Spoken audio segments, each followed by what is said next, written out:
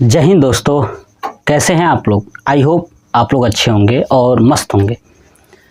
मैं क्लास 10 का केमिस्ट्री का पहला चैप्टर यानी रासायनिक अभिक्रियाएं एवं समीकरण पढ़ा रहा था, जिसके अंतर्गत मैंने आपको रासायनिक अभिक्रिया क्या है, रासायनिक समीकरण क्या है, रासायनिक समीकरण की पहचान क्या है, रासायनिक समीकरण लिखने की विधि क्या है, रासायनिक समीकरण को संतुलित कैसे किया जाता है, रासायनिक समीकरण का महत्व क्या है, पूरा मैं ये टॉपिक समझा चुका था। अगर आपने इनमें से कोई भी वीडियो नहीं देखा है तो मैं पार्ट वाइज पार्ट करके वीडियो अपलोड करता हूँ। बस आपको कुछ नहीं करना है, मेरे चैनल का नाम लिख देना है, यूट्यूब पे आपको चैनल आ जाएगा, उसमें से आपको वीडियो के सेक्शन में जाइए और पूरा वीडियो वॉच करिए, देखिए, आपको मज़ा आएगा पढ़ने में भी और मुझे पढ़ाने में भी। आज मैं आप लोगों को इसी केमिस्ट्री के टॉपिक्स को आगे बढ़ाते हुए पढ़ने ये वाले हैं कि रासायनिक समीकरण की सीमाएं क्या होती हैं, है ना। जो भी रासायनिक समीकरण हमने देखा उसकी सीमाएं क्या हैं। तो पहले समीकरण को बाद में देखेंगे, पहले समझते हैं कि सीमाएं क्या होती हैं। आप नहीं बोलते हैं, जब कभी आप लिमिट क्रॉस कर जाते हो ना, वही लिमिट क्रॉस करना सीमाएं होती हैं। जैसे घर में क्या होता है ना, कभी कभी घर वाले गुस्सा हो जाते हैं तो बोलते हैं कि तनी सीमा में रह, हद में रह, है कि नहीं। भोजपुरी में बोलते हैं, हमारे गांव देहात में तनी हद में रह। तो ये जो हद है ना, यही सीमा है। तो रासायनिक समीकरण की सीमा क्या है भैया? रासायनिक समीकरण कहाँ फेल हो जाता है, कहाँ तक ये काम करना बंद कर देता है या क्या नहीं कर पाता है, यही हम लोग देखने वाले हैं कि रासायनिक समीकरण की सीमाएं क्या होती हैं। देखिए, मैंने बोर्ड पे भी सब कुछ लिखा हुआ है, मैं आपको चीज़ें एक एक करके समझाऊंगा, फिर आपको चीज़ें इस पे दिखाऊंगा। चलिए, पहली सीमा यही है कि जो भी रासायनिक समीकरण है ना, वो रासायनिक समीकरण अपने अंदर भौतिक अवस्था जो हो रही है ना, कि कौन सॉलिड है, कौन लिक्विड है, कौन गैस है, इसके बारे में कोई भी जानकारी हमें नहीं देती है। यानी जो रासायनिक समीकरण है वो अपने अंदर जो भौतिक अवस्था हो रहा है ना, उस भौतिक अवस्था की जानकारी हमें नहीं देती है। पहला यही कंडीशन है। मतलब आप समझिए कि मैं रासायनिक अभिक्रिया मिला रहा हूं। जैसे सपोज करिए, हाइड्रोजन को ऑक्सीजन के साथ मिलाया तो जल बना, ठीक है ना। तो आप समझिए, क्या मुझे पहले से ये पता है कि भैया हाइड्रोजन जो है कि गैस है, ऑक्सीजन गैस है? अगर कोई आपको न बताए या आपको कोई न दिखाए कि समझिए देखिए ये हाइड्रोजन है, अच्छा ये हाइड्रोजन है, ये गैस की तरह है, तब ना आप समझेंगे जी। अगर मैं आपको ऐसे केवल लिख दूं कि देखो भैया ये है H2, ये है हाइड्रोजन, तो आप बता सकते हैं क्या H2 लिखा है कि ये गैस है? नहीं बता सकते, है ना, समझ में। तो ये नहीं बता सकते। इसका मतलब कि जो रासायनिक समीकरण है वो यही नहीं बता पाता है कि भैया कौन सी भौतिक अवस्था है ना। जिन जिन पदार्थों को मिला रहे हो या जो नया पदार्थ बन रहा है ना, वो केवल समीकरण को देख के आप नहीं बता सकते हो कि भैया वो ठोस है कि द्रव है कि गैस है। उसको पूरा देखना पड़ेगा, मिला के देखना पड़ेगा कि बन क्या रहा है, गैस बन रहा है कि द्रव बन रहा है कि ठोस बन रहा है। आप देखोगे तब ना बता पाओगे, केवल समीकरण को देख के आप नहीं बता सकते। बस वही चीज है कि रासायनिक समीकरण से भौतिक अवस्था के बारे में कोई जानकारी नहीं मिलती है। समझ में आया ना, कोई भी जानकारी नहीं मिलती है।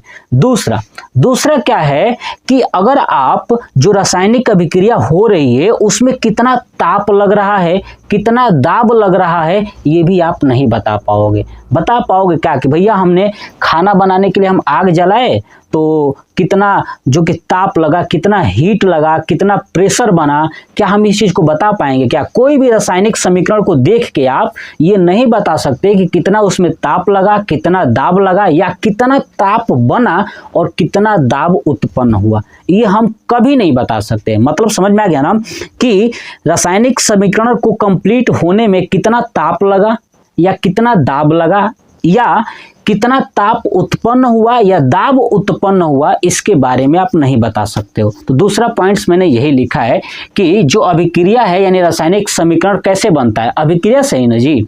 तो रासायनिक अभिक्रिया के पूरा होने में जो प्रयुक्त ताप व दाब है ना, इसके बारे में कोई भी जानकारी हमें समीकरण नहीं देता है कि भैया ताप कितना उत्पन्न हुआ या हमने ताप कितना लिया है। बात समझ में आ गई। चलिए अब समझिए तीसरा पॉइंट इसका क्या है, मैं यहाँ पे लिखा भी हूँ और मैं चीज़ें आपको समझा भी रहा हूँ।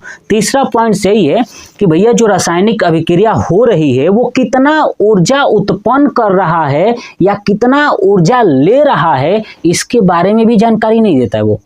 समीकरण जो है कि अगर आप समीकरण लिख दोगे तो ये कतई नहीं बता सकता कि हमने कितना ऊर्जा लिया है या कितना ऊर्जा बाहर निकाला है, ये भी पता नहीं चलेगा। ऊर्जा का मतलब जैसे प्रकाश ऊर्जा, ध्वनि ऊर्जा है ना, ताप वगैरह, ये सब कितना रिलीज हो रहा है ये नहीं बता सकता है। तो तीसरा पॉइंट सही है, देखिए कि अभिक्रिया से उत्पन्न या प्रयुक्त, उत्पन्न का मतलब बाहर निकला, प्रयुक्त का मतलब कि उसने लिया, ठीक है, होने वाली ऊर्जा जैसे प्रकाश, ध्वनि आदि की जानकारी नहीं मिलता है। बात समझ रहे हैं कि जो समीकरण होता है उस समीकरण से हमें ये पता नहीं चल पाता है कि भैया कितना ऊर्जा उत्पन्न हुआ या कितना ऊर्जा उसने ग्रहण किया, इसके बारे में भी कोई भी जानकारी नहीं होता है। बात समझ में आ गई। चलिए अब चलते हैं चौथे पॉइंट्स पे। चौथा पॉइंट्स तो यही है कि भैया अभिक्रिया कंप्लीट होने में कितना समय लगेगा, यही नहीं पता है।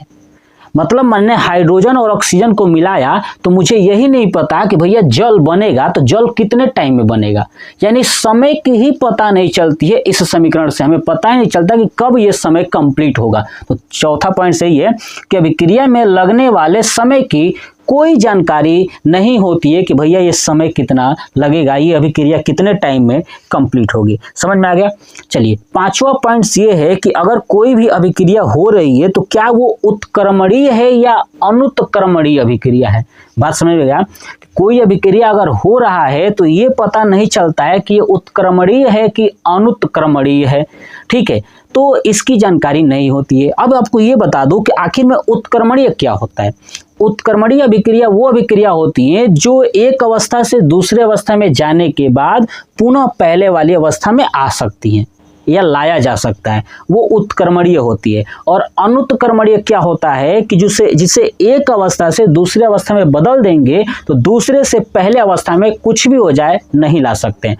तो हमें इस समीकरण से पता ही नहीं चल पाता है कि भैया ये उत्क्रमणीय हो सकता है कि नहीं हो सकता है। तो पांचवा पॉइंट सही मैंने लिखा है कि अभिक्रिया उत्क्रमणीय है या अनुत्क्रमणीय है, इसके बारे में कोई भी जानकारी हमें नहीं मिलती है। यानी टोटल पांचों के पांच मैंने जो आपको कॉन्सेप्ट समझाया, याद करने का तरीका बताया, अगर आप चीज़ें सीख जाते हो ना, बोर्ड एग्जाम में रटने की जरूरत नहीं है। देखिए रट के आप भले ही 95, 99 या 100% मिला दें, लेकिन उसका कोई महत्व नहीं रह जाएगा, क्योंकि आने वाले कंपटीशन में यही सब कॉन्सेप्ट 9th और 10th से पूछे जाते हैं, चाहे साइंस हो, चाहे SST यानी सामाजिक विज्ञान हो, चाहे हिंदी हो, तीनों और मैथ्स, ये पूरा कॉन्सेप्ट यहीं से पूछे जाते हैं। तो सबसे इंपॉर्टेंट है आपको कॉन्सेप्ट क्लियर करना। कॉन्सेप्ट क्लियर कर लिए तो आप क्लास 10th के साथ साथ कंपटीशन एग्जाम के लिए भी आपके पास ब्रह्मास्त्र होगा। कॉन्सेप्ट समझ में आया ना।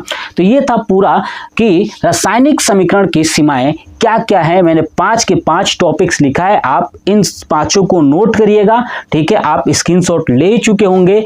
तो इसके बाद हम लोग पढ़ने वाले हैं रासायनिक अभिक्रिया के प्रकार। क्या पढ़ेंगे? रासायनिक अभिक्रिया के प्रकार। ये चीजें आपको पढ़ाऊंगा। क्लियर? चलिए एक आप नोट पॉइंट में लिख लीजिएगा, ठीक है, नोट पॉइंट करके लिख लीजिए।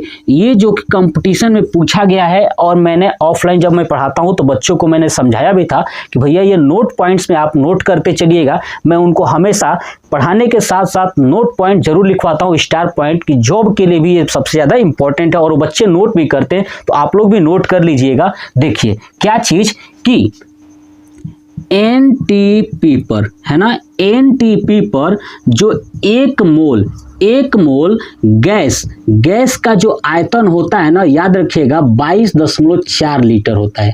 कितना? 22.4 लीटर।